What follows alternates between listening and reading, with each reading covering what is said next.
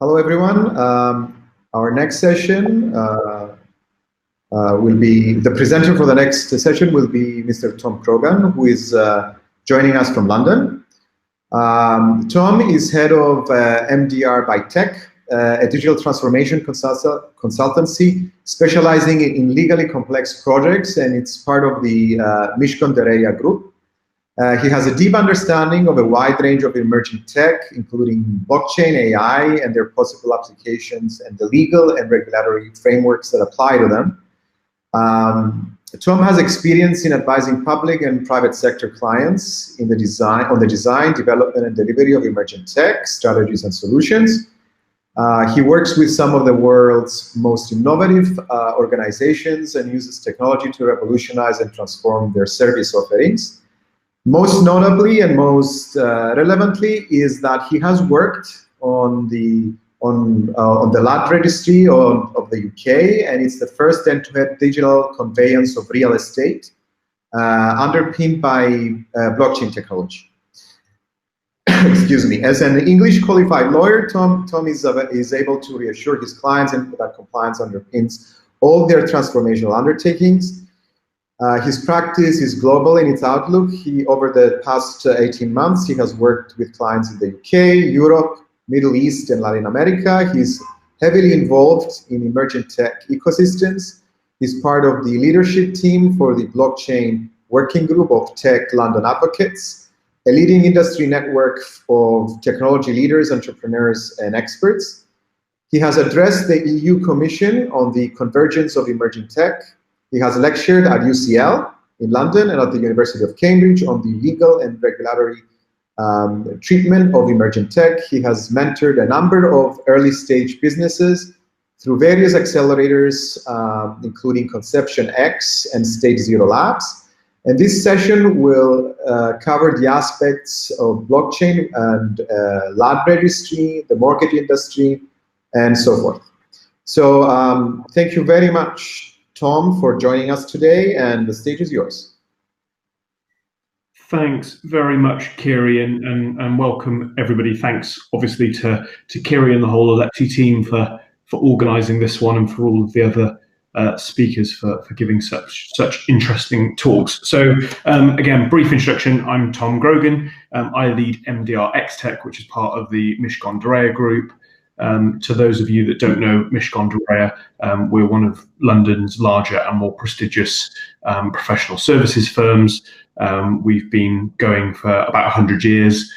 We've acted for the great and the good, from Princess Diana in the 90s through to Gina Miller last year over Brexit. But technology is very much at the heart of everything that we do. So today we're in particular going to talk about the land registry in the UK, and a large project that we did with them in 2018, 2019. This agenda slide was perhaps ambitious. I'm conscious that we've only got 20 minutes and we're already running 20 minutes late. So I will try and blitz through things a little bit. And I'm really just going to focus on the land registry case study, because I think that's indicative of the sort of things that we do. Hopefully we can elicit some good learnings from that. And then I'll finish just with my contact details and how to get in touch if you want to know more. One quick note on terminology. Throughout this talk, I'm going to talk about blockchain technology, mainly because it's snappy, but really I'm talking quite broadly about distributed ledger technologies. Many of you will already be aware, but blockchain is just one way in which data can be structured in a distributed manner. In fact, the platform we built with HM Land Registry in the UK was built on Corda, which is a distributed ledger, but it isn't, strictly speaking, a blockchain. But I'm going to use the word blockchain because we all know it, and it's nicer to say than DLT. Okay, so the land registry. We worked in 2018, 2019 with the land registry to achieve the UK's first end-to-end digital transfer of real estate. which was a pretty huge undertaking, was quite exciting. The reason that we even had the opportunity to do it was because Land Registry in the UK has been quite forward-thinking and quite innovative in its approach to new technologies, and that's very much come from a board level all the way down. In 2016, they had a board level sponsored review of their processes, and they published a strategy to try and address what is their role and what is their function in an increasingly digital world, and perhaps more importantly, how are they going to get there? So amongst their ambitions was to become the world's leading land registry for speed, simplicity, and open approach to data, and they set up Digital Street, which in their own words, the point of Digital Street is to give HM Land Registry a space to break away from the constraints and current ways of thinking about the processes involved with buying real estate and commercial property in the UK. It's a sandbox environment. It's their innovation R&D hub in which they get to do cool things without worrying about breaking the entire country's land system. So the first thing we did with them is evaluate the use case. Why did they even want to blockchain something? I'm a huge advocate of not blockchaining for the sake of blockchaining. And I think generally speaking, the industry has moved away from that mode of thinking. I think in 2017, 2018, there was a bit of a trend towards blockchaining everything, often for the sake of it. That doesn't really make a great deal of sense. But conveyancing in the UK is characterised by three things. It is painfully slow. On average, the UK residential conveyance takes 10 to 12 weeks, which is an awfully long time. That's 3 months, and often is much, much longer. It's very expensive, typically professional fees, lawyers, as well as banks and various other registries, and it's really stressful. And that's primarily borne about uncertainty and lack of clarity at any point. There have been a number of studies in the UK which link the act of buying and selling a house to various mental health illnesses, including depression and anxiety. And that in itself is very depressing. Buying and selling a house should be an exciting chapter in an individual's life. Very few people will ever buy assets more valuable and more pertinent to their life than real estate, and yet sadly it's often characterised by stress and grey hair.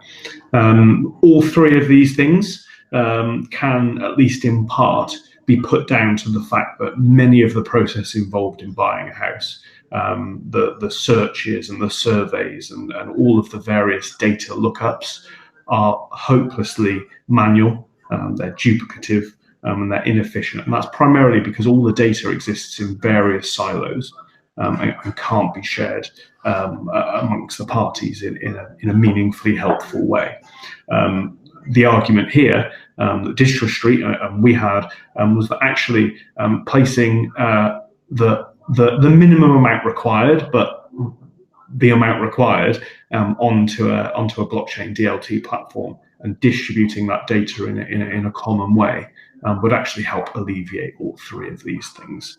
So we set about doing it. So the Land Registry's prototype involved the creation of a DLT-based application built on Corda. I said that right at the very start. It's not strictly a blockchain, and the reason for that, for those that are interested, is that Corda doesn't actually bundle its transactions into blocks, which is obviously the first part of a blockchain. It does, however, maintain transactions in a chronological chain. But just calling it a chain doesn't make much sense, so we call it DLT. We used a simplified number of transaction nodes to facilitate the DLT-based transfer of the residential property, and this was all operated on a Cord app, a application built on Corda known as a Cord app. We broke the whole process down into three key phases. First, mapping the user journey. Second, building the prototype application, and third, distributing the network and actually performing the shadow conveyance. So mapping a user journey is actually an incredibly challenging and specialist task. I appreciate that there's no way on earth that you can read that on the screen because it's far too small, but there is a link here to our GitHub repository which has the full version of it, and I'm sure this will be circulated afterwards. This, believe it or not, is a simplified version of the flow, and it very much is a blend of skills, and Christiana hinted at it towards the end of her talk a moment ago about the various different skill sets required to do this. Here, it is a commercial exercise, understanding, in practice what actually happens in order to source and agree heads of terms and buy and sell and move into a property. It's legal, clearly, which is where our affiliation with the Mishcon Durea mothership massively helped us. We've got 500, 400, something like that, real estate lawyers sitting there that can help us map through the legalities of the process. And we've replicated similar projects to this internationally, and then we tend to work with trusted, close law firms in those local jurisdictions. There's also the technical. If you put a lawyer in a room and ask them to map out what a conveyancing typically looks like, they will probably give you a Word document, which isn't particularly helpful from a technical perspective. It's quite a specialist task, understanding how to map something in such a way that is legally accurate, but also helpful from an engineering perspective. And then we spun up the Cord app. We hosted it all on HMLR's cloud-based development environment, and the system comprised of 7 nodes, which clearly isn't as distributed as any final implementation would be, but it's still meaningful. Notionally, those nodes represented the lending bank, the redeeming bank, the buying, the buyer's solicitor, the seller's solicitor, the estate agent, etc., etc. And that was important for us, because hosting a DLT system with one node makes absolutely no sense whatsoever. So in Corda, assets that can be recorded and tracked throughout their entire life cycle are called linear states. We represented the land titles as linear states to allow us to track that as it flowed through the conveyance. And we also actually represented the legal agreements as linear states on the platform, which meant that you could see the evolution of a document through negotiation at any stage.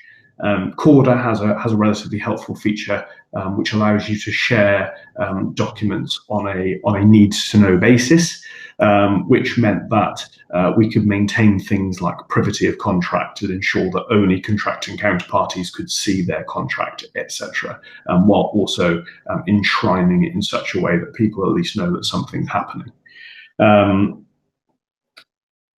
That's important, obviously, for legal reasons, but it's also really important that in a chain-based conveyance, where perhaps you are the 6th or 7th buyer or seller in a chain, often the stress and the anxiety caused by the whole process is due to a lack of transparency and having absolutely no idea what is going on at any point, and you don't know whether or not your transaction is going to be good and blessed tomorrow or next year. Thankfully, having it in a distributed manner helps us in that regard. It's also worth saying that HMLR retained a really important role by providing a single source of truth for the Cord app to rely on when determining land title ownership. So it retained that registry function, almost a notary function. And the diagram on the right, again, gives a very simplified view of how HMLR still maintains an important role in the entire process. I was going to touch on in a bit more detail what from our perspective, the role of public and private sector is in this regard. I'm not sure we've got the time, but suffice to say, I think it's incredibly important that the public sector remains a central figure in these new digitally transformed processes. But I think that the challenge to them is figuring out how their role might change. It will still be important, but it will likely be different. And we were very fortunate that HMLR are very open to exploring those sorts of things. So on the 6th of March 2019, the sale of a recently refurbished semi-detached house in Gillingham had completed. It took 22 weeks to complete against an initial estimate of 6 weeks. We deployed our blockchain Corda DLT based proof of concept on the same transaction, and we ran the whole conveyance through end to end in less than 10 minutes. Now, that is perhaps slightly disingenuous. Clearly, it's very unlikely that any transaction would take just 10 minutes because you would want to negotiate things or sleep on it, or consider things in a bit of a longer period. But I think it's quite refreshing to know that it can be done, and it certainly couldn't be done in the current way of thinking. There's a full white paper that we published going into detail about a number of these things, and that's viewable via that link, and hopefully Kiri will circulate this deck to the group afterwards. Thankfully, HMLR were very happy. They confirmed they learnt a lot of valuable things, and that the industry is up for innovation. Indeed, I think it's albeit that the real estate industry can sometimes be characterized by the negatives, I do think increasingly there are a number of players involved that have the will and the energy to make a change.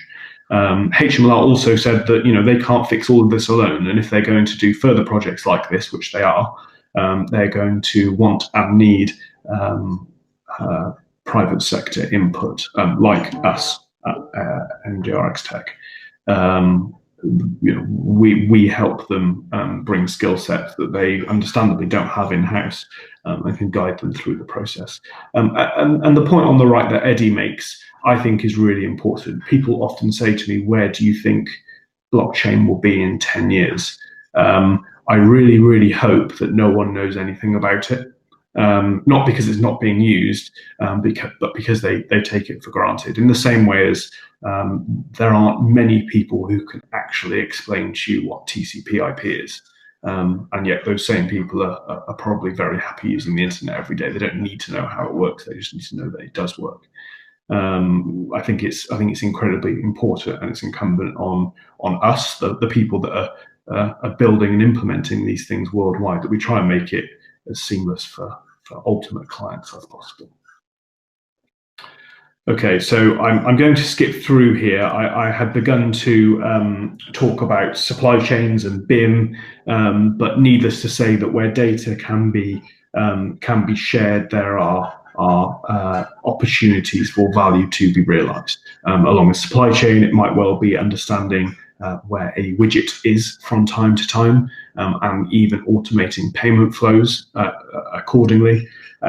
We're doing a project for a client at the moment that involves the flow of a timber beam through a supply chain. That's particularly interesting because we can embed IoT, Internet of Things sensors to monitor the level of moisture that the steel beam, that the timber beam is exposed to from time to time, record that, and you have some level of transparent, immutable record of the conditions it's travelled in. That's quite a powerful thing. And likewise, building information management, and again, the convergence of blockchain with other technologies like the Internet of Things is incredibly important here. And as Kiri mentioned, I spoke to the European Commission on this exact convergence early last year, I think it was, in Brussels.